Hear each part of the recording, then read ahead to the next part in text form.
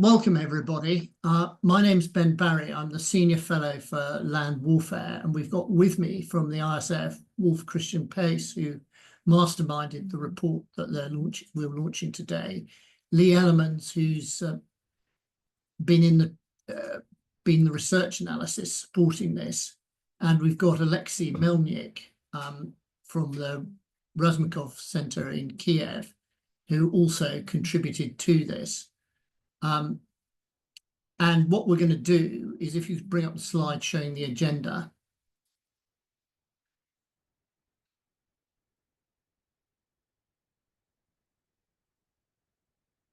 Thanks. Initially, Alexei is going to cover what's in Chapter 1 of the report, the period from 1991 to the events of 2014. Lee's then going to cover the second and third chapters from 2014 to 2024. And then Wolf Christian's going to cover Chapter 4 on veteran reintegration. And I was lucky enough to participate in the excellent workshop he ran in Berlin on the topic. Each of them is going to speak for about 10 minutes. We'll then take questions. And what I'd like all the audience to do is pose questions on the Q&A function, which you can now see on the screen. Pose them in writing, and we've got with us Major Jonty Kenyon, who's a serving British Army officer, who's the British Army Fellow working here at the IISS. And Jonty will pose questions that he selected to the panel, and I'll continue to chair it. So over to you, I think, Alexei. Good afternoon, everyone, and thank you, Ben. I'll try to stay, as they say, on the subject and to cover or just to point out some I think, the most important points in the first chapter of the report. And I also believe that most of the audience at least had time and chance to take a look. So in my opinion, what is important to know about how Ukraine got from 1991 to the point of 2014, which was the last year before the first wave of the Russian aggression and annexation of Crimea, is that Ukraine at the beginning of its independence has chosen its own way to develop the armed forces, not creating the new one, but trying to transform the inheritance from the Soviet army. And that's why, on the one hand, it provided Ukraine a foundation for building its national security structure, but at the same time, Ukraine inherited many features of the Soviet army, and probably till recently, many external experts would say that Ukraine is still having a smaller size, but this Soviet kind of Soviet army model. My next point is that Ukraine made some political decisions at the beginning of its independence, kind of proclaiming neutrality, which was actually a very wise decision regarding the political circumstances at that time, because mainly it was not about a real intent to be neutral forever, but to deter any Russian pressure to join Russia-led collective security system. But as we know, even 30 years after, some of our opponents still use this sentence in Ukrainian independence declaration made back in 1990. That is how some political decisions provide long time effect. And if we just trying to understand what kind of motivations, what kind of restrictions, and what kind of objectives were most driving forces during this period from 1991 to 2014, and I would say in general there were a number of attempts, especially up until the end of the 90s, to apply some systemic approach, but it always failed due to a number of reasons. And all the transformations at the end of the day, up probably until 2004, were aimed at permanent downsizing of the armed forces and actually with these constraints of budgeting, most of the money was spent to maintain the existing force and to pay these legacies that I already mentioned. And the first real reform started in 2004 when Ukraine completed its first security and defense review. And then the first program of reform occurred more or less something like it should be, with objectives, with some deadlines, and with some measurable benchmarks. And then there were a number of other cycles of security and defense reviews and security bulletins and reform programs. And at the end of the day, Ukraine faced Russian military aggression with a kind of complicated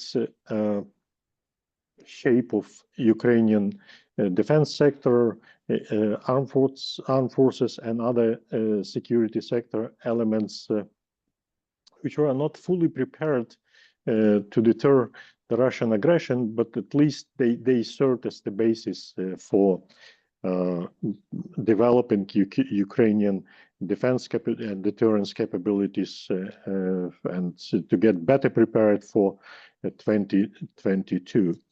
One of the points I tried to emphasize was the essence of Ukrainian early contacts with NATO and participation in peacekeeping operations, where Ukrainian officers and soldiers had the opportunity to learn how the most developed modern armies, militaries in the world work and operate.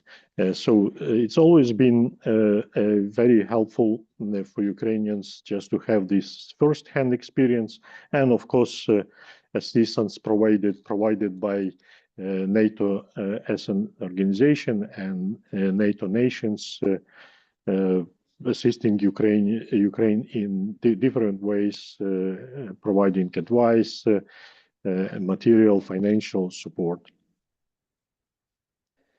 There was before the Russian beginning of the Russian hybrid war, Ukrainian defense sector actually experienced a very bad shock by then Yanukovych government, who probably either intentionally or not intentionally delivered the biggest harm to Ukrainian defense capabilities.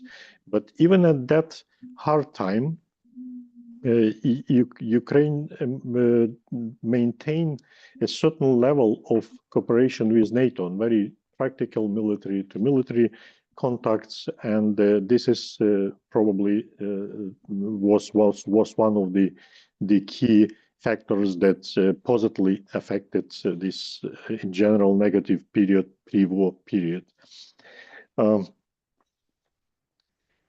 And my probably last point is about the lessons learned from that period of time and the relevance of these lessons, because some of the lessons could be replicated, or some of the experience could be replicated, but other lessons like something that looked positive at that time actually proved not to be very efficient and expedient in the time of war. And there is a small box about the case of Ukrainian border guards. And the conclusions actually that seems to be obvious nowadays in Ukraine, that kind of it was not very right decision to transform border troops into police structure according to the European standards. But I think that we have to be careful with this like seems to be obvious conclusions, because at the end of the day, it's a temporary solution. And then when the war ends, we would probably make some kind of a reverse in these transformations that were necessary, absolutely necessary during the wartime. So I will stop here, and we'll be happy to answer questions or respond to the comments from the audience. Thank you. Well, thank you, Alexei. That's commendably to the point. And I must say, I learned a great deal from that section on the State Border Guard Service, which was a very interesting piece of the excellent report. So over to you, Lee. Great, thank you so much. So following on from that, I'll just present a brief overview of some of the transformations that occurred during the sort of two periods, 2014 to 2022, and then 2022 to 2024.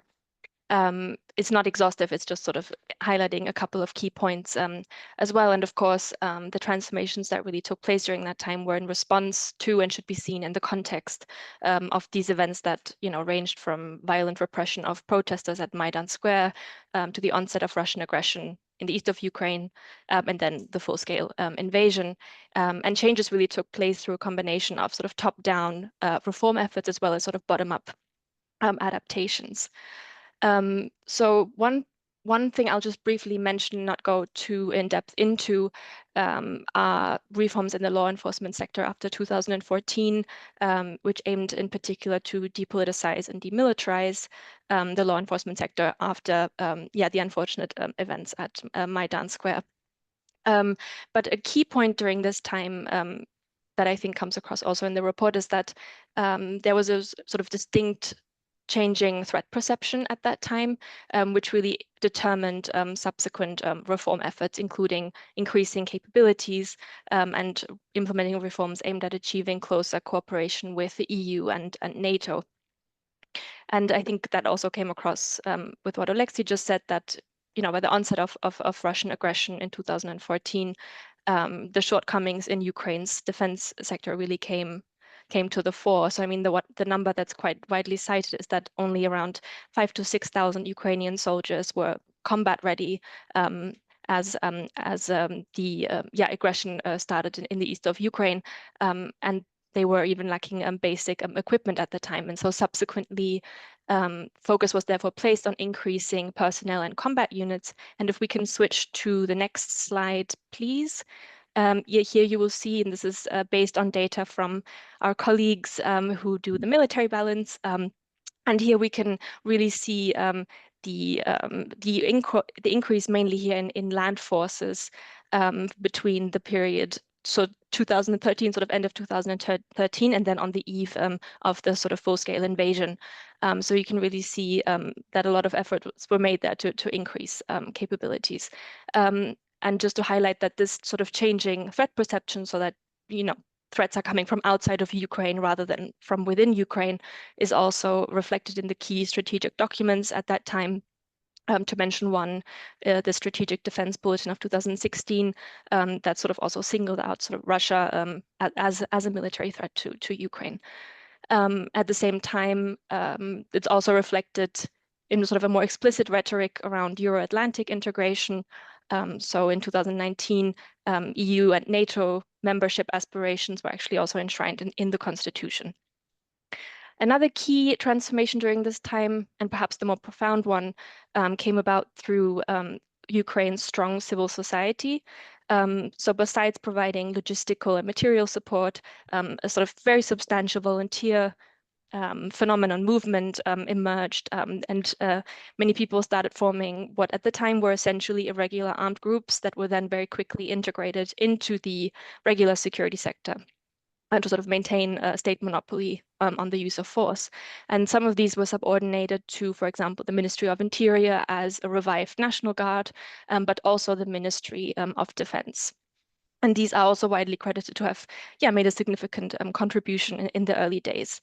A key implication and legacy of this, and that I think really also persists until today, is that these battalions, these volunteer battalions, brought a sort of level of decentralization in terms of conducting their own recruitment and procurement processes, which is also very much the case still today. A further key change from that was the institutionalization of the territorial defense forces, which became sort of a way to streamline those volunteers. And that was actually instituted as a separate branch of the Armed Forces of Ukraine in January 2022, just before the onset of the full-scale invasion. And then when we move sort of to the period after 2022 and continuing on from my previous point just now, we really saw a widespread mobilization of society, but also the security sector at large in Ukraine's defense. The TDF I just mentioned, which obviously allowed for broader mobilization and served to organize the volunteers. Sort of within 2 days of the full-scale invasion, 50,000 Ukrainians had signed up to actually join the territorial defense forces. And if we switch to the next slide, again, data from our brilliant colleagues who do the military balance. Here we can actually see also the importance of the territorial defense forces. So on the left-hand side, you can see that in 2023, the territorial defense forces actually made up around the same proportion as the regular armed forces of Ukraine ground forces in the overall force strength. And then if we compare it to what we see on the right-hand side, we see that that percentage has gone down. And that is actually because many of those have been absorbed into the armed forces, into the regular units, which is also a testament to their quality. The next point then being this sort of broad mobilization of the security sector in defense. So during wartime, we've seen the National Guard, which is a militarized law enforcement agency, actually being subordinated to the armed forces of Ukraine. And of course, the law enforcement sector at large is also engaging in active combat and additional duties in addition to, their day-to-day policing functions. So that ranges from investigating war crimes to reestablishing order in liberated territories. And as I said, active combat, one example being the Lyud Brigade or Fury Brigade, which is under the National Police of Ukraine. And of course, that also bears considerations for Ukraine's future security sector, as that will sort of entail a transition from military life, not only to civilian life, but then also back into regular policing. And that will have to be taken into account as well. And then last but not least, of course, the full-scale invasion has also accelerated reforms through prospects for, in particular, future EU accession, but also closer cooperation with NATO and EU countries.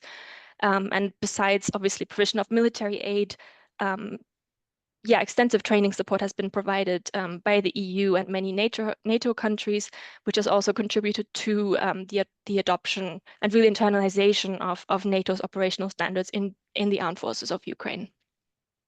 And there are several implications that flow from many of these transformations for sort of Ukraine's post-conflict security sector. And with that, I'll hand over to Wolf Christian to talk a little bit more about that. Thank you. Well, Lee, thanks very much.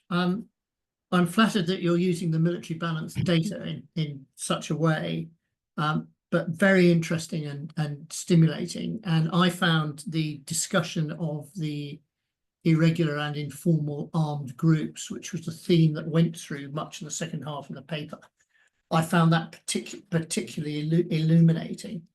Over to you, Wolf Christian.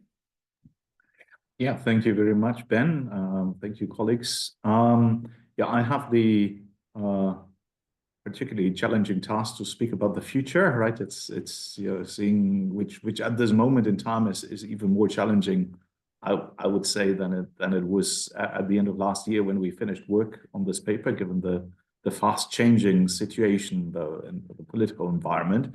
The chapter I'm supposed to talk about is called something along the lines of challenges for post-war security sector reform. Now, I think the first thing to make clear is we're very far away from the end of the war. We might be coming towards the end of round 2 of the war. That's certainly the perspective from Kiev. So during our meetings with just about anyone in Kiev, there was a shared understanding that whatever might be happening in the future, the near future, is not going to be a peace agreement, but a ceasefire agreement. And there's equally, I think, a shared understanding among most people in Ukraine that this is likely not going to be the end of it, right? At least literally everyone I've been speaking to said, well, I mean, even if this current round of fighting comes to an end soon, this doesn't mean that the threat goes away, because as I think Zelensky said, Russia will continue to be our neighbor. And at least with this regime, it's going to be a threat for our security for the foreseeable future. So we're talking less about post-war challenges. We're talking about, let's say, post-ceasefire challenges. And as you all will be aware, we might be inching closer to a potential ceasefire as the weeks go by. And US military support for Ukraine is becoming increasingly conditional on the willingness to accept a diplomatic settlement that might fall short of an outright victory for Ukraine. So that's for starters. What are the challenges going to be? Well, they're obviously going to be enormous. I'd like to limit myself to like 3 points. The first and obvious one is economic. So, I mean, you will find some data in our reports about the cost of, the current military size. I think originally Ukraine had budgeted about 54 billion US dollars in sort of defense spending, security sector spending for the fiscal year 2025. That is roughly 1/3 of GDP. And that's obviously an enormous amount of money. And this is an amount of money that is dependent on continued international support. So, I mean, a significant part of Ukraine's budget is being made of international transfers, basically from both Western allies and particularly the US, but of course also the European Union. And it's safe to say that it's going to be difficult to maintain that level of support in the near future under the Trump administration. It's one consideration. Now, out of all that spending of the approximately 54 billion US dollars that were earmarked originally for 2025, about 55% are earmarked for military salaries. Again, this is to be expected. If you're fighting a war, obviously a large part of your resources go towards the military, paramilitary forces, and at the same time, a very large part of that is military salaries. So if we are entering a ceasefire period, one of the big questions is going to be how much of a military Ukraine can then afford under a potentially changed political environment. The jury's still out of it, but as you can see on the slides that Leah just presented, it's likely that it's not going to be 780,000 active duty soldiers. Now, where are these people going to go? That is still unclear, of course, because, well, it's too early to tell. But in all likelihood, we're going to see a certain demobilization process, right? So at least some of the people will have to transition out of active military duty towards some sort of reserve military duty. But it's uncertain about what numbers we're talking about. That will depend, on the one hand, on the financial position of the government in Kiev in the coming years, and of course on its perception of security needs. I mean, what kind of size of military force does the Ukraine need in the near future? Now, the second point I wanted to make is there's of course a security dimension to all of this. So, I mean, reducing the number of active duty soldiers from the current 800,000 to say 600,000 or 500,000, if you're slowly going back to sort of pre-conflict levels, means that a lot of people will have to be integrated into civilian life. And unfortunately, the experience with these processes has not been great internationally. I mean, that was a topic of our workshop that all of our speakers today attended. And the lessons from anywhere, actually from the experience of the United States with Vietnam veterans to the more recent experiences that NATO and the EU had with demobilization of the Balkan after the Balkan Wars, for example. There are lots and lots of challenges, and some of them present a distinct security dimension. And one of the big challenges is going to be how to find employment for all these people who will be returning in many cases to destroyed homes where family members are in other European countries as refugees, where industries don't exist anymore. And of course, a military service, particularly military service on the front line, also changes people, right? I mean, there's any form of trauma. So this is going to be a massive effort for Ukraine in the future. One aspect to be kept in mind is that military salaries are actually relatively high in Ukraine, and particularly for frontline troops, compared with the national average. So the national average, I think last year was something like $550 per month, and military salaries with all these sort of combat bonuses that go in there can be as high as $3,000, $3,500 in some cases, obviously not for everyone. So, it will be difficult for a lot of people to find adequate employment. So that's one aspect. Another aspect that is closely related to that is, of course, that particularly if the ceasefire, once there is a ceasefire, feels like it is being imposed on Ukraine. So this is not something that the government really wanted. And I mean, that, of course, looks increasingly likely with Putin and Trump, in a sense, negotiating over the heads of the Ukrainians about what is going to happen in Ukraine. It's fair to say that there's probably going to be a fair bit of discontent among not just ordinary Ukrainians, but also Ukrainian soldiers, which could potentially be an explosive situation for the immediate sort of post-ceasefire situation. Finally, there is a bit of an institutional challenge. I mean, Ukraine, of course, has a veterans ministry, so basically, a ministry that takes care of former fighters. But as we've learned during our research in the country and meetings with people like Alexei, who is a veteran himself, if I may say so, is that the veterans policy isn't really up to the standards of what would be required to deal with this task, right? So a lot of the veteran policy is still rooted basically in the old post-Soviet model, where you get things like a free bus pass and a telephone landline, and ideally some sort of a pension payment, whereas now we're dealing with a much younger and arguably a lot more traumatized population of war veterans in the near future, people who will be looking for employment, not for retirement. And one of the big challenges, I think, for both the government in Kiev, but also for its supporters in the international community is, how to address that challenge. So, there's an urgent need from our perspective to, do strategic thinking, about the future size of the military, how much Ukraine can afford and what kind of military sector it needs, but also what to do with those people who will return to civilian life or to return to some sort of reservist status, because a lot of people will, of course, remain reservists, but that still doesn't come with pay. Yeah, so on that, I would like to hand back to you, Ben, for the discussion.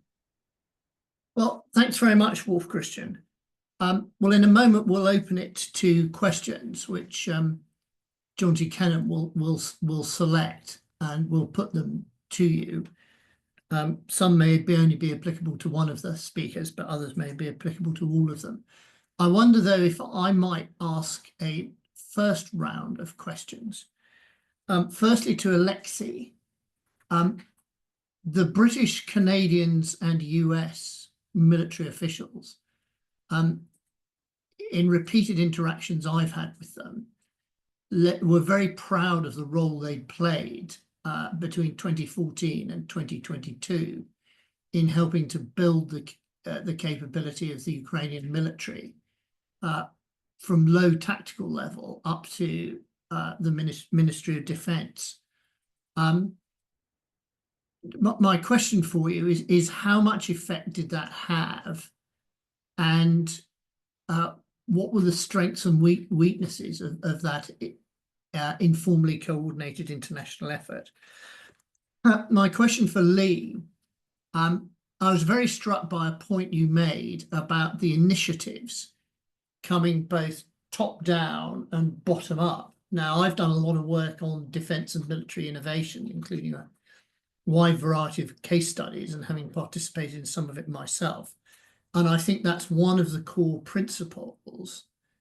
But how easy was it for the organisations to integrate those?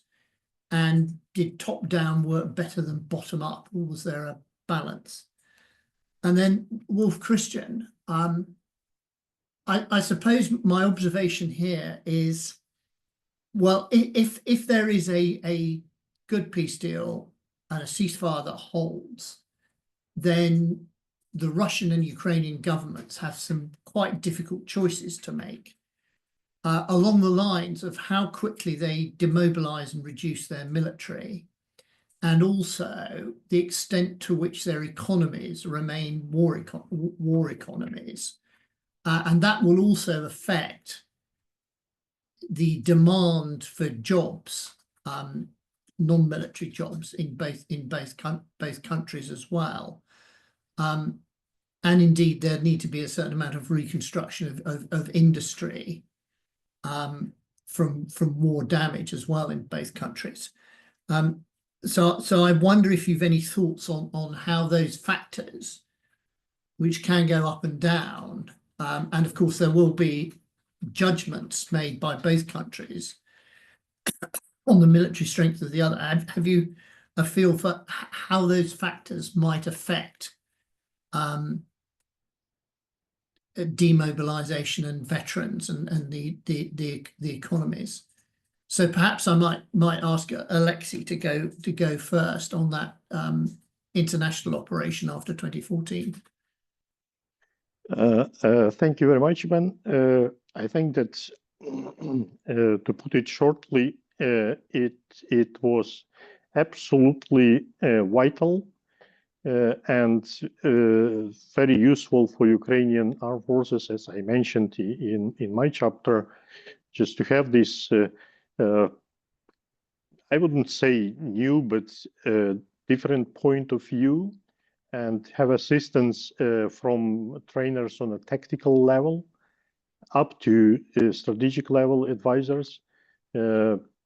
I personally talked to some British military and Ukrainian soldiers who shared their experience, their opinion about how they interacted, and it was in very cooperative manner with some tensions, because when you train a young soldier, he would probably accept everything being said. But if you train a soldier with experience, especially combat experience, like between 2014 and 21, or even now, then it's probably, at a certain moment, like, I know better than you, and it's sometimes it's not very productive approach. And what I'm sorry to report that I think that what we missed, not only the time, but this pre-war or in between 2014 and 22, that there was no training how to use modern Western equipment. And we know that even during the wartime, it took almost 2 years to make political decision, and then to complete training for F-16 pilots or operators of Patriot air defense systems.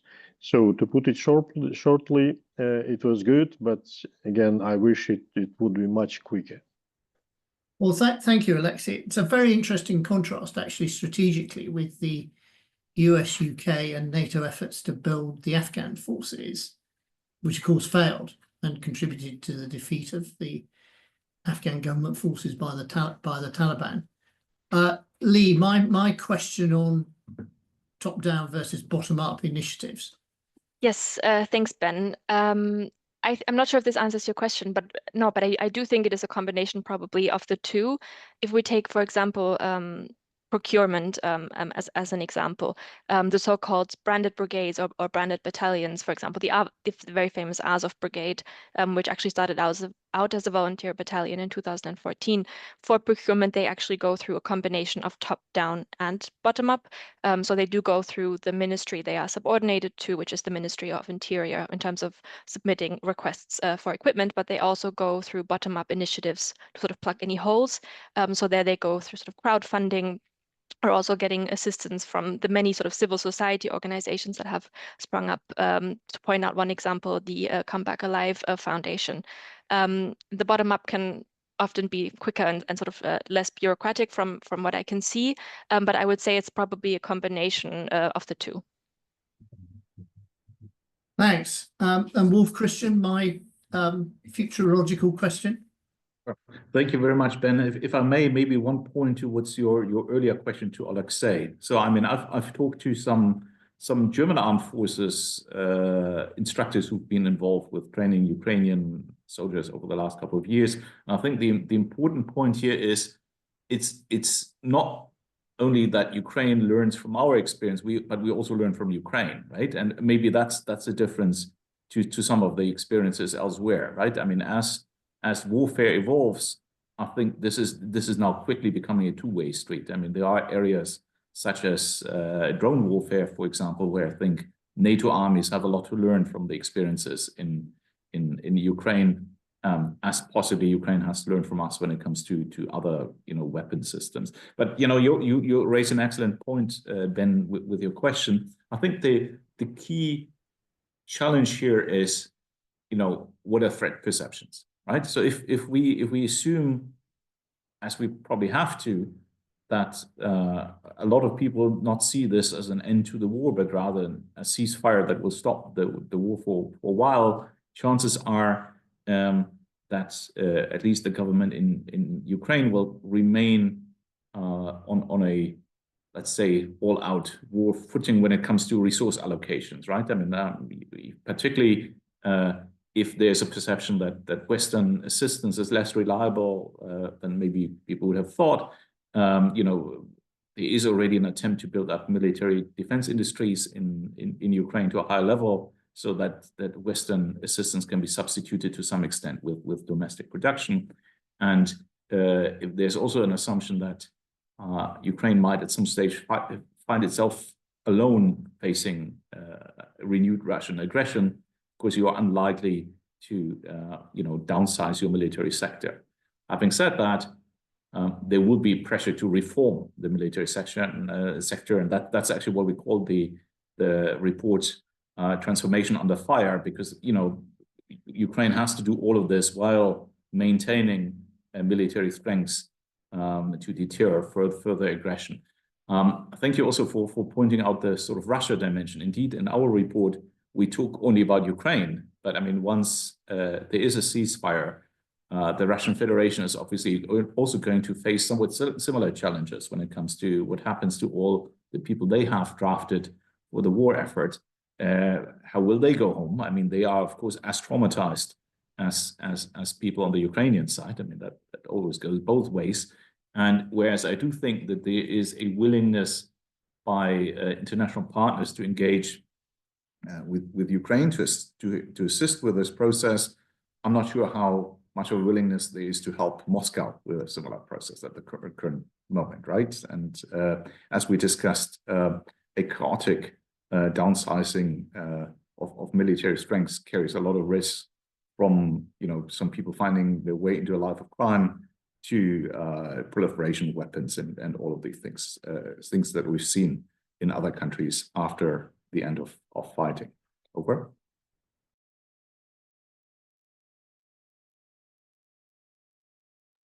Sorry for the delay there. Thanks, Wolf Christian. And again, there was some very useful stuff in the first part of the report about Ukraine's inheritance from the Soviet Union, which of course not only included very large armed forces, but also a quite considerable defense industry. And it was quite interesting the way you told the story about both. And I certainly learned a great deal from that.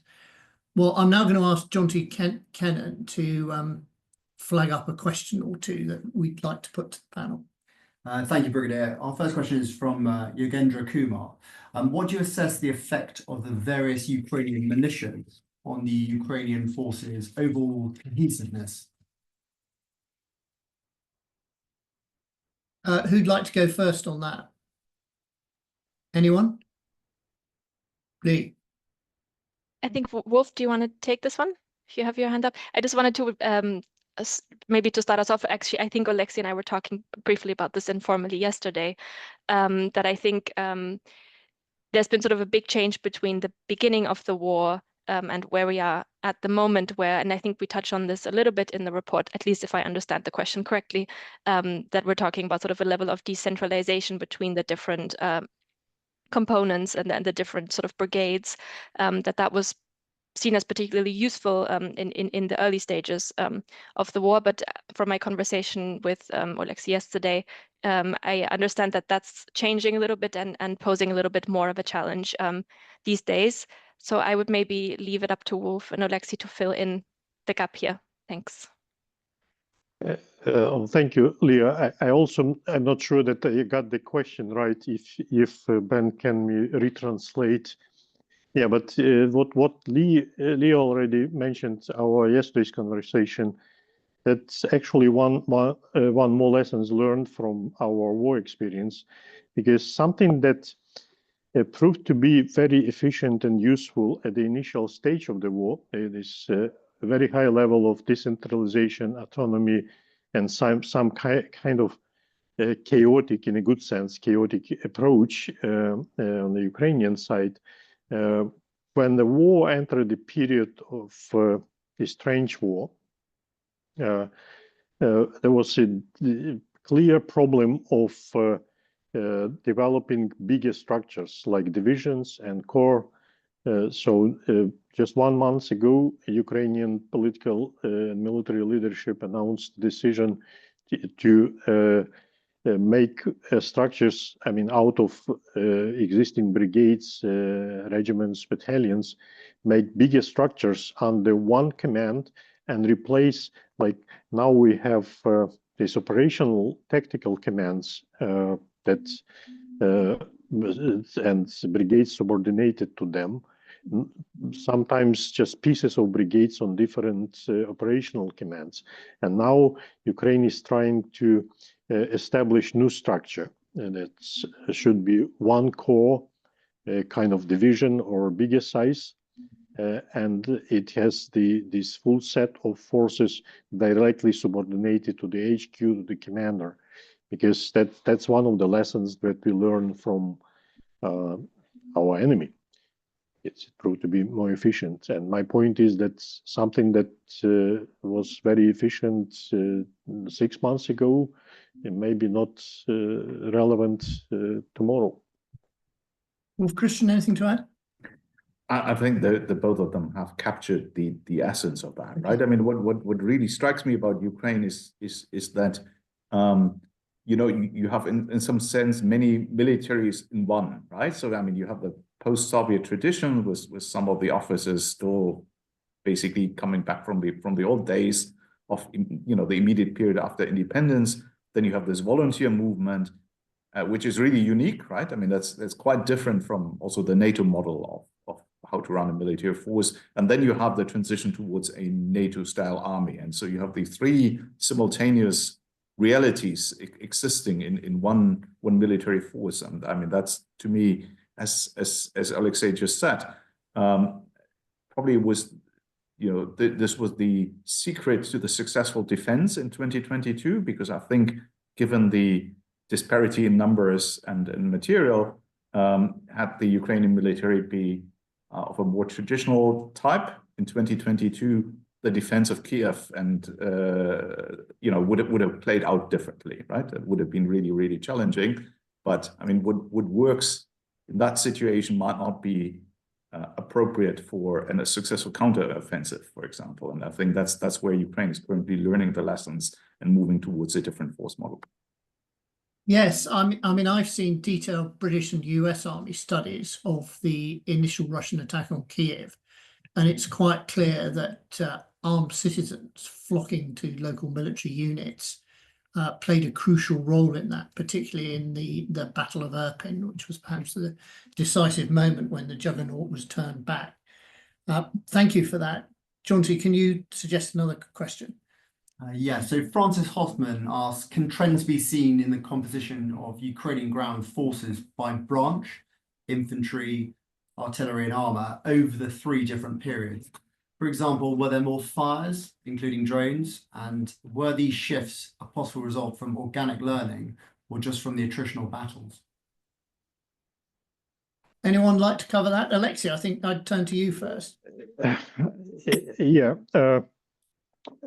that's probably something that we already touched upon in our previous answers, that there is a continuous process of transformation and attempts to select the best structure which will work for the moment. Among some interesting examples like these drones, which is a feature of the current war. Previously, there were probably in 2014-15, there were exclusively volunteers who operated these drones, and on the basis of like personal contacts with military unit commanders, they would come and say, look, we have this nice bird and we can help you to do reconnaissance. So at the beginning it was just, this kind of very informal. And now we have a military command on the level of the armed forces, established military command of unmanned, not just air drones, but land drones, Navy drones. So it's been more centralized, and also subunits are created inside brigades. So this is the obvious progress, and many decisions been made outside well-established procedures, outside legally prescribed functions, like National Guard, which is military police structure, or National Police, which is purely police structure, or bodyguard. They are not supposed to fight or to have this kind of infantry units. But I wouldn't go into detail, but at a certain moment, it was just a decision to equip them like regular infantry battalions. It's not prescribed by Ukrainian law, but because there were, for instance, in police, there were plenty of police officers, retired officers, and they had special ranks. Like police major, he's captain or major in police, but he has no military rank, like officer's rank. And just to provide this opportunity that a police captain can be fighting captain, I mean, perform the same commander's function, it was kind of very unusual decision. And in bodyguards, for instance, bodyguards, they had units trained to do police functions, but there was like well-established structure with commanders, brigade commander or unit commander, and sergeants, etc. And it was a very good decision. I mean, it was not prescribed by Ukrainian legislation, but simply this unit was appointed to perform fighting functions. So they were equipped with heavy weapons and sent to hold a certain sector. It's not on the front, but on the second line. Thanks, Alexei. Wolf Christian Lee, have you anything you'd want to add? Okay, next question, Jonty. So Neil Watts has a question about recruitment ages in Ukrainian forces.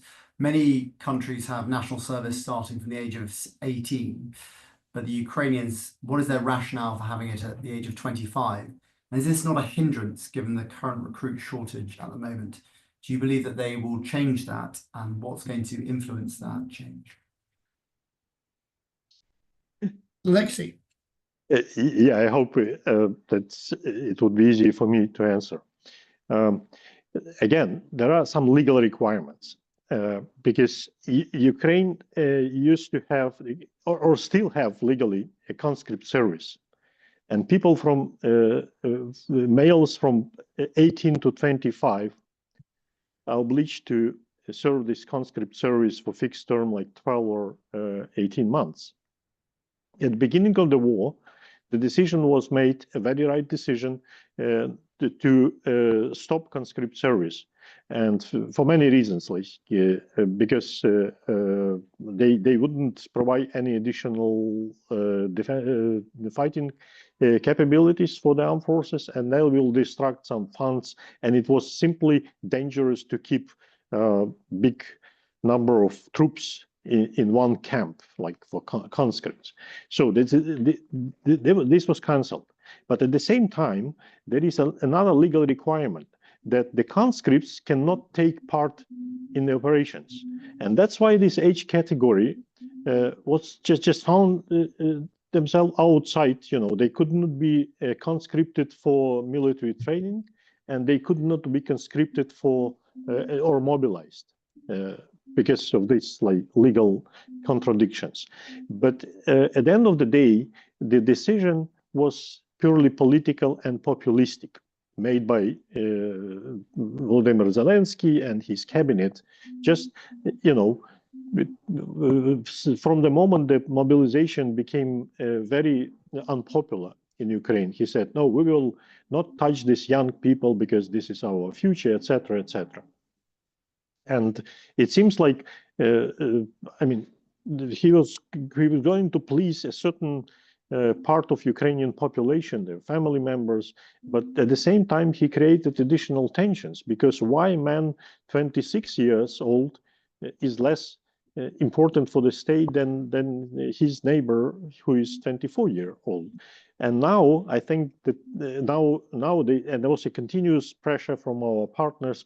Why don't you use this pool of potential soldiers, young soldiers, healthy soldiers?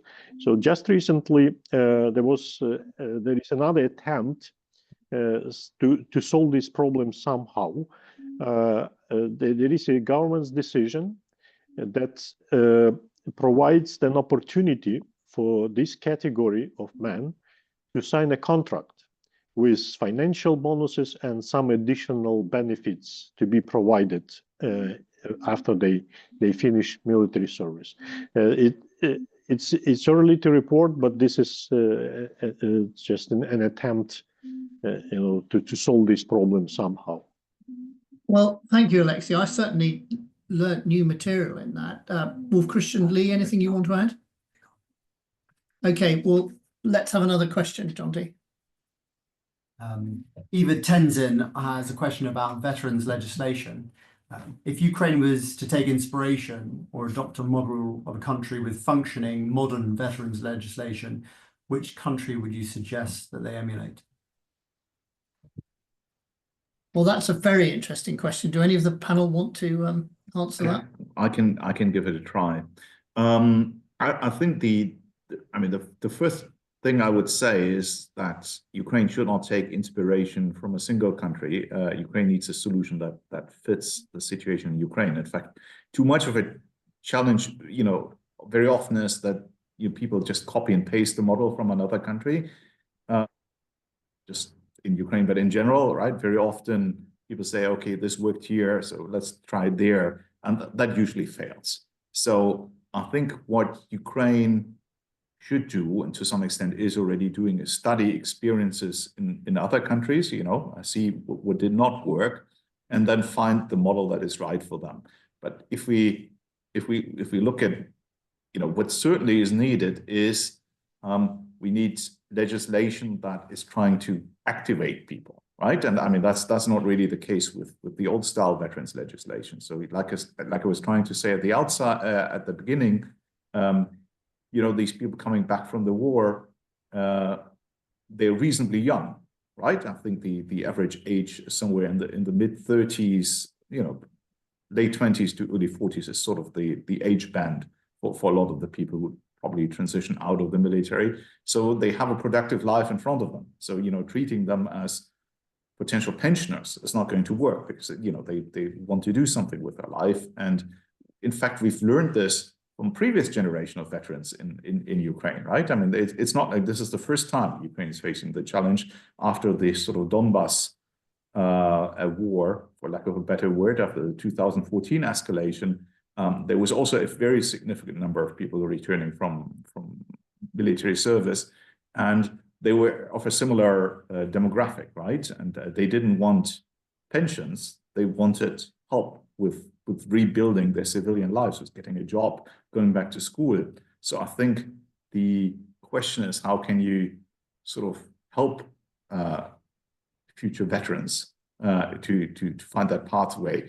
I think I would, if you're asking for models, so for example, I think there are some elements in the US system that are certainly helpful when it comes to medical and PTSD counseling. And I know that Ukraine has studied this very, very carefully.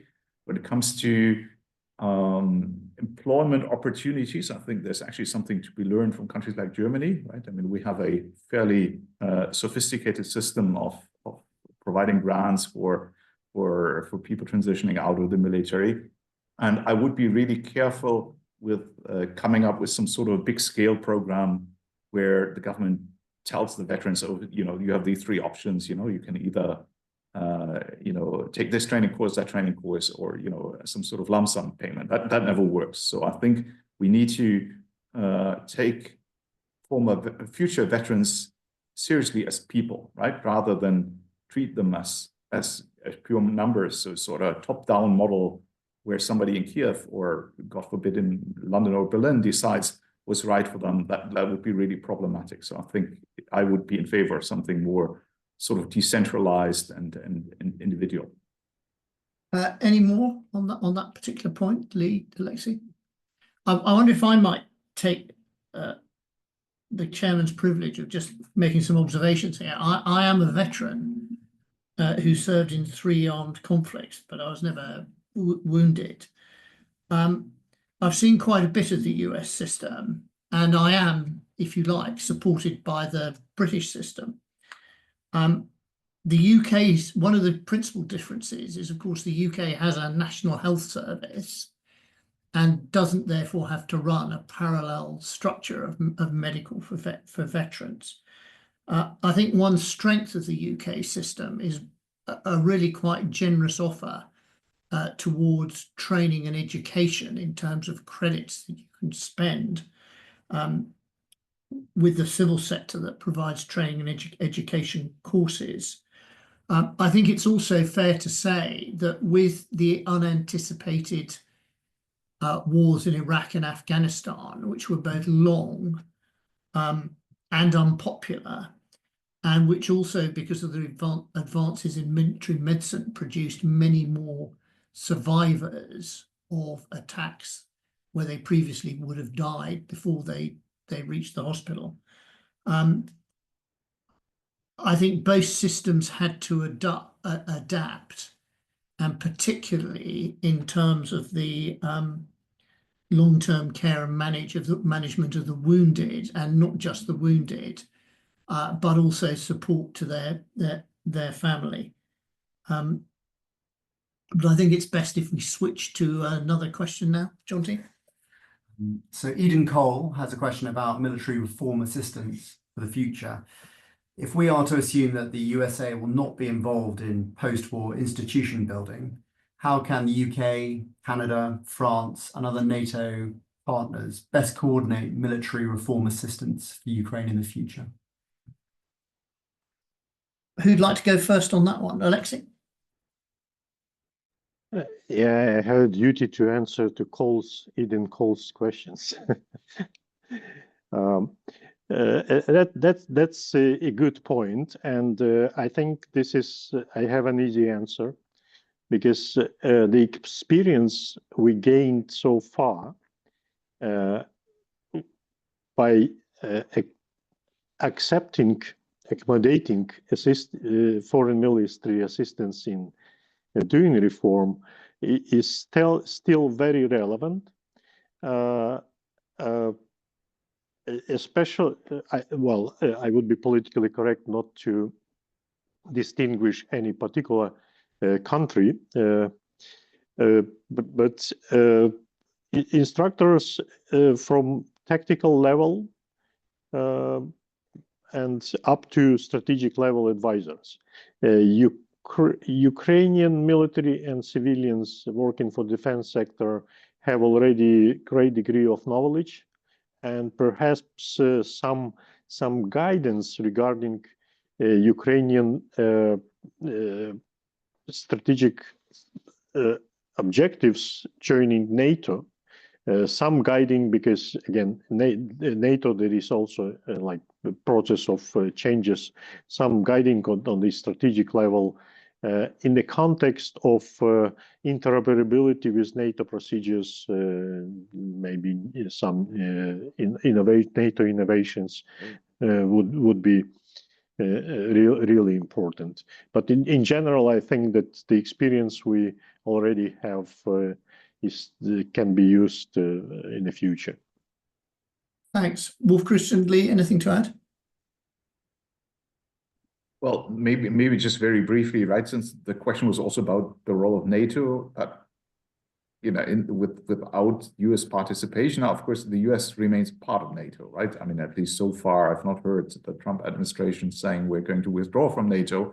But if the US were to start blocking initiatives, for example, or becoming a veto actor within NATO, which I think is a distinct possibility, then the jury is indeed still out how, you know, whether we then need a new sort of vehicle to provide assistance. I think that was part of the question. I mean, but I think it's just too early to tell where NATO is going under the Trump administration. Maybe I can share. I was in Brussels last week for meetings with NATO, and there is a lot of sort of collective head scratching at the moment, even though nothing has actually happened, right? I mean, there hasn't been any formal decisions by the Trump administration, but I think that is going to be indeed a challenge for the organization, what role it will play under a potentially combative Trump administration that may not like a lot of the things we've taken for granted.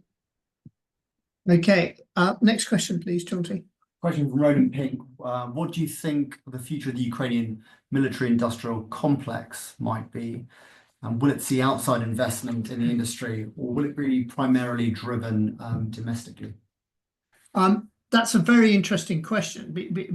Before the speaker's answer, I'd observe that public information about Ukraine's defense industry, understandably, there's not much of it, because Ukraine is trying to protect it from Russian attacks, and also it doesn't want to give Russia information about its output and the way it will help with frontline ammunition and equipment. And in fact, from where I work in IISS, I think I've seen more about Russian defense industry and the war economy than I have about Ukrainian, which is a tribute to the operational security of the general staff and Ukrainian defense industry. But with that qualifier, Alexei, perhaps you'd like to start or responding to that one? Well, there are some, as always, challenges and opportunities, because nowadays, really, Ukrainian innovations, and not just technical solutions, but an ability of our business to maintain and even increase production, like drones, 10 times per year, and the price of Ukrainian products sometimes 100% lower than Western similar Western products. So and now Ukraine has a surplus capacity, production capacity, and there is a discussion inside Ukraine because it's forbidden by Ukrainian government now to export any military equipment products outside Ukraine. But as I said, this excessive production capacities and the lack of defense funding actually limits the possibilities that if I hope the positive decision is to be made, because if Ukrainian private companies now are allowed to export their products to their customers abroad and earn money and invest this money back in Ukraine, it would be a great advantage. One more important moment, that even before 2022, the balance between state-owned companies and private companies in Ukraine was about 50-50. So that's mostly due to, or both probably, government investments and development of private business. If we talk about challenges, Ukraine is going to become a competitor on the international markets. Is it a big problem? Yes, but on the other side, there are some already joint ventures. So I think the future of Ukrainian defense industry in international cooperation, and I think that it could be one of the big sources of income for Ukrainian budget even after the war. Thanks, Alexei. Very clear. Lee, Wolf Christian, anything you want to add? Maybe just two quick thoughts. I mean, Alexei has already pointed out the enormous export potential, right? And I mean, Ukraine was already a major exporter of military equipment since its independence, as a matter of fact. But I mean, things have now been changing, in particularly given the enormous innovation that the private sector has shown in areas like UAV warfare, right? And indeed, there are very significant export markets potentially once it's allowed to export military technology again. The other aspect is I would expect that there will be continued investment into the defense sector in Ukraine, because I mean, one of the lessons that is being learned at Kiev is that Western support is increasingly less reliable, right? I mean, we've all seen this over the last couple of weeks. And if you're in that situation and you still expect to live in a difficult neighborhood with the enemy at the gate, as it were, and you're preparing for round 3 or potential round 3, well, then you want to be as independent as possible when it comes to your defense needs. So, I mean, I would expect, as a matter of fact, a sort of strategic effort to strengthen Ukraine's ability to substitute, Western imports with local manufacture. Now, that's of course a bit of a long-term challenge, but I mean, we've seen similar developments actually in other countries that have been struggling to meet their defense needs on the international markets, right? If you look at Israel, which actually also built a very strong defense industry, partially because it had at times difficulty getting support, or even at apartheid South Africa, right? I mean, countries that had actually no defense industry to speak of in a situation of both crisis and limited supply from outside have been building sort of defense capabilities from scratch. And Ukraine doesn't start from scratch, as we are actually discussing in the report. Ukraine has a long-standing tradition as a manufacturer of military weapons. John T., any other questions? We have one question, a further one from Neil. How is Ukraine progressing in integrating the F-16 into its joint operations deployment? We don't seem to be seeing the deployment of JDAMs at the moment. Alexei, have you got anything to offer on that? It's too early, and I don't know if we will see anytime soon that Ukrainian Air Force F-16, or we have Mirage now, a limited number, can be deployed in a way that the Western military see as a joint operations for a number of reasons. And first of all, because there is very little freedom of even, say, collecting a bigger number of aircraft, providing maintenance, security. Every night there are 100, 200 drones like flying over Ukraine, plus dozens of missiles, like twice a month or even more often, and they are hunting for F-16s. So that's one issue, that even if Ukraine was able nowadays to collect more aircraft and pilots, and it would be difficult, to deploy them instantly in a bigger numbers. But at the same time, they become more and more visible. They've been even spotted very close to the front lines. Mostly they are now employed for air-to-ground attacks, but I think, but still there is a progress. But again, as I said, I don't expect in the near future something on a scale like Western military imagine joint air-ground operations. Wolf-Lee, I don't imagine you've got anything to add to that. Right, well, what I'd like to do now is actually close the discussion on the paper.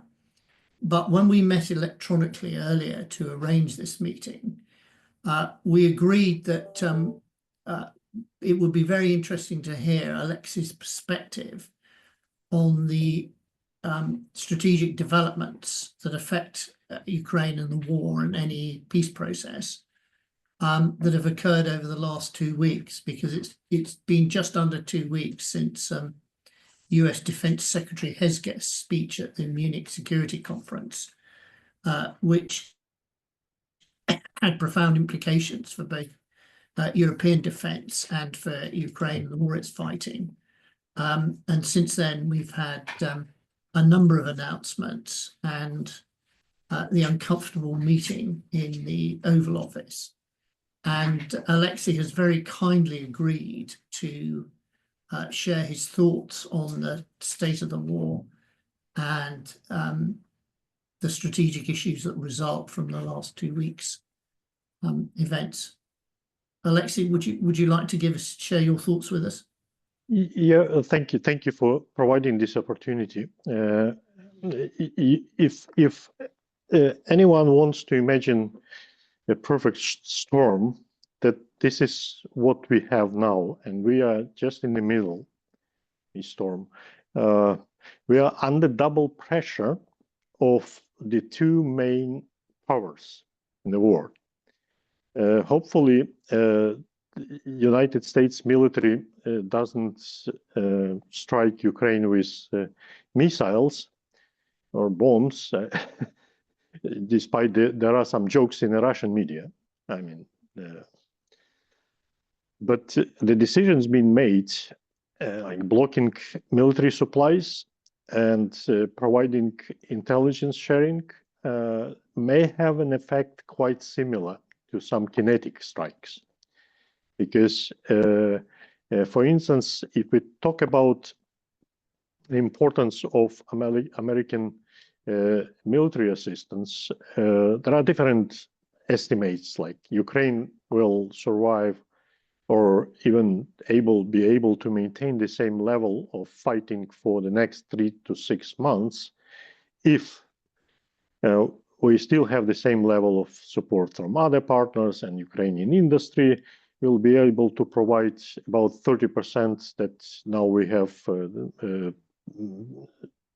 performed here inside Ukraine.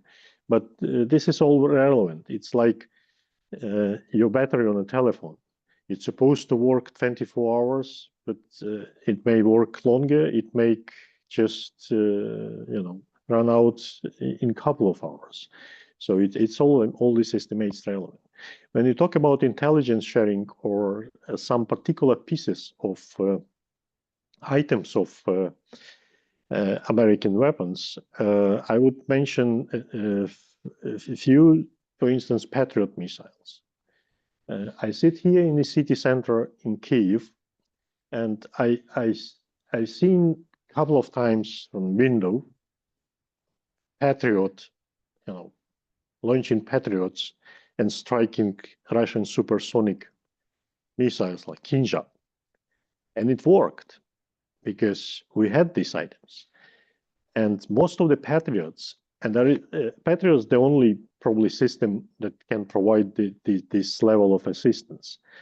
And most of these systems are located, deployed around big cities like the capital, and they are moving somewhere like to protect critical infrastructure. From the day that Ukraine has no missiles for Patriot, so Russians can use and choose any target and strike at the time of their choice.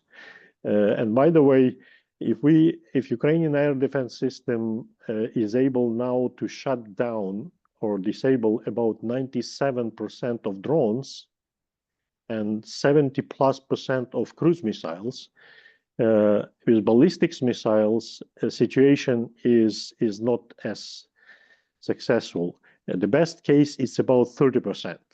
And all the ballistics missiles, if Ukrainian air defense able to shut down where Patriots or other NASAMS systems like deployed.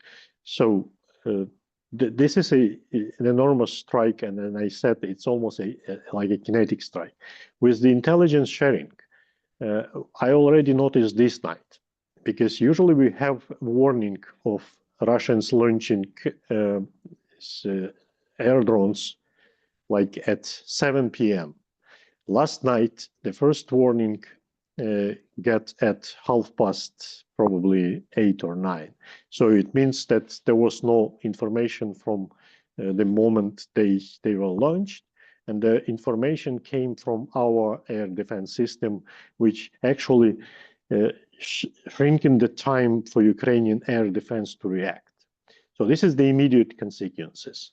What's going to happen in a matter of the months, we will see. And one more probably point that I think important to raise, it's about American approach to so-called ending the war. Because what President Trump and his people now are imposing on Ukraine and trying to get from Ukraine is like declaration that Ukraine is ready to make concessions. And the first concessions, very real and important concessions, was made back at the end of November last year, when President Zelensky publicly announced softening his approach to his vision to what Ukraine can see as preconditions for military negotiations with Russia. So here, Ukraine, let's say official Kyiv, doesn't demand any longer that Russia has to withdraw all the troops from Ukrainian territory before any negotiations take place. Another requirement for security guarantee. It's still on the table, but not, like trying to disturb American administration additional time. Reparations that also haven't been raised recently. So Ukraine already made the first concession. And now what actually, if you read carefully what the White House demands from Ukraine, it's actually to accept all the requirements or ultimatums announced by the Kremlin. And Ukraine knows that even if you fulfill this whole list, that before you reach the end of the list, there will be another list of requirements. And that's why Ukraine now is an extremely, or Ukrainian leadership President Zelensky is himself in an extremely difficult situation, because you can't say no, or you can say no to Biden, but next day you have to apologize. So we can't afford us to lose American military, diplomatic, economic support. At the same time, we also cannot afford or cannot accept what actually we think the main and key ally demands on us, because the ceasefire is not a peace agreement, and we know already exactly the consequences if Ukraine accepts such demands. And my last point, why that maybe explain to you or make you better understand why Zelensky doing, or showing being not very cooperative with President Trump. Donald Trump called Zelensky dictator, but Zelensky is not a dictator. Even if he wanted to be a dictator, his freedom of maneuver is very limited, because he knows very well that, and there are some lessons from recent Ukrainian past. He knows very well, if he accepts something that is not acceptable by Ukrainian society, then simply it's not going to be implemented. And that's something that I think we should communicate to our partners, at least to those partners who are ready to listen. Thank you, Alexei. Well, that's very frank and very sobering. Lee, Wolf, I wonder if you've got a question you might want to pose to Alexei, since you've been so good at answering questions during the afternoon. Do either of you have a question for Alexei? If not, go on, Lee. I just wanted to see if Wolf wanted to go ahead first. I mean, I asked Alexei yesterday how the mood is in Kyiv, sort of among the population. I don't know, Alexei, if you have anything on that to offer. Less strategic, but maybe still interesting. It's a good question, and Razumkov Center has its own instrument to measure public mood. It's a sociological service, but the earliest probably objective data on public mood would be available in a matter of weeks, because we have some records of public mood, public attitude toward peace negotiations, and about possible compromises for Ukraine. In general, up until recently, the picture was like Ukrainians are eager to achieve peace. And the number of or share of people was growing, not significantly, but now we can talk about more than 50% of people who are ready to welcome a decision for peace negotiations with Russia. At the same time, when you ask people about some details, what kind of compromise they're ready for, and then we see a very interesting picture that the share of people who want peace at any price is very low. It's almost one single digit number, or maybe 10, a bit more than 10. So on the one hand, Ukrainians are eager for peace, naturally, understandably. At the same time, they are not ready for peace at any price. Also, interestingly, that we have another kind of questions that public attitude toward different countries. And I checked the latest one that was done in September last year. And the highest positive attitude toward different countries among Ukrainians was the United States of America. So Ukrainians blessed the United States of America for very good reasons. So it would be interesting to see what kind of perception the Ukrainians will have in a matter of, I mean, after all the the events. And also we have not our own, but other services data that the support for President Zelensky actually is not his ratings like chances to be elected like president. It's just the level of public trust. It's been always with this positive balance. It's about 50-60%. And the latest polls show that it increased by 3 to 5%. So it added even more popularity or trust to President Zelensky inside Ukraine. Thanks, Alexei. That's a very useful perspective. Wolf Christian, have you got a question for Alexei? It's actually a follow-up question in a sense to what Alexei just said. Now, I mean, from what I hear is only very few people want peace at any cost, and understandably. What is your sense? How would the Ukrainian population react to some sort of imposed peace deal, right? Because I mean, that's obviously what is being discussed at the moment, something that is negotiated without an active role by the government in Kiev, and that is basically, you know, between Washington and Moscow. Do you think people would accept this at all, or, you know, would people say, well, then, pardon my French, screw it, you know, we just keep fighting, you know, forget your peace deal, even if that costs us Western support? What's your sense? I mean, I realize you don't have any numbers for this at this stage, but what's your feeling as an experienced observer of public opinion?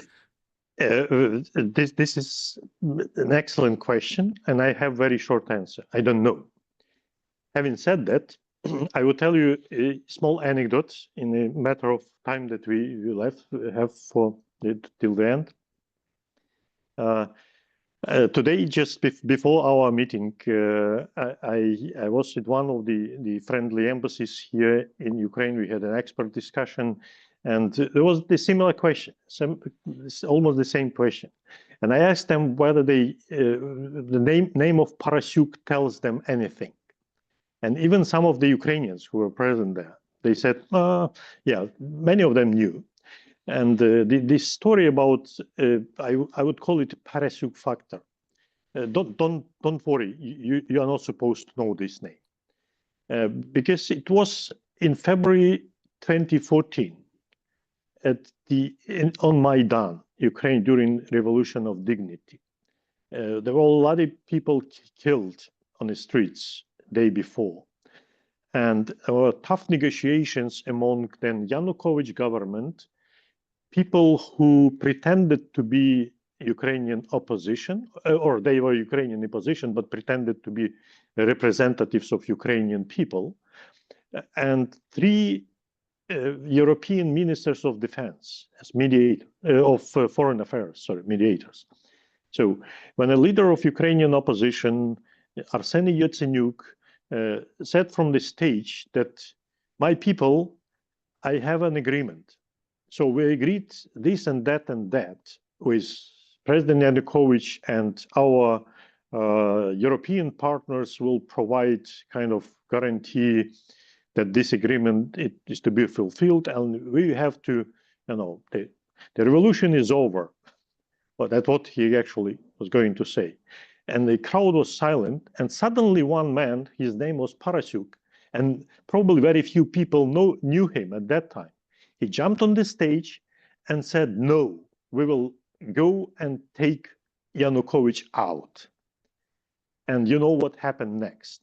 So my point is that no matter, we have public opinions, but this is the verbal declaration, what people are going to do. It's important to know, it's important to keep in mind, but I would not rule out such a scenario that even if Trump and Putin agree something and make Zelensky to sign, make Europe to accept, I still don't know what kind of reactions would be from Ukrainians. And just another important number to keep in mind, we have more than 1 million veterans. According to official number, we have 40,000 people, Ukrainian soldiers killed, their family members, their friends. I don't know what kind of, you know, reactions would be from Ukrainian society if they agree that Ukraine would have to withdraw its troops to, downsize to 50,000. What actually Russians want for us?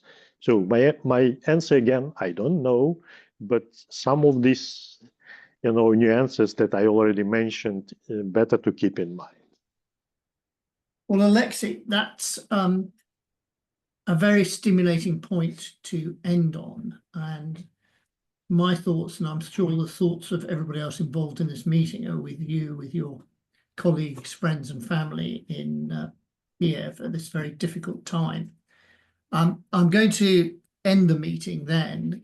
I think we've had a really rich diet that has gone across a great deal of breadth and depth, and I think at least half of our conversation has gone outside the boundaries of the excellent report. And it's all the better for that.